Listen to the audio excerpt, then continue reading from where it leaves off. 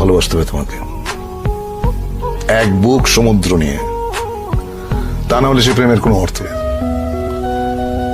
আমি এখনো একটা মেয়েকে অসম্ভব ভালোবাসি, অসম্ভব। কে সে?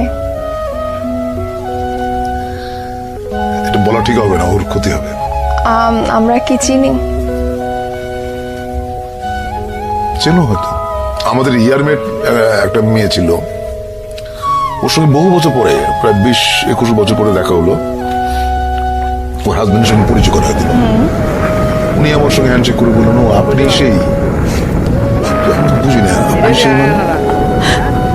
তো আমি বললাম আপনি সেই মানে?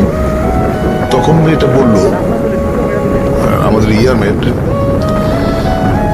সে বললো যে আমি বাসর রাতে আমার হাজবেন্ডকে বলেছি যে আমি হুমায়ুন ফরিদের প্রেমে পড়েছিলাম,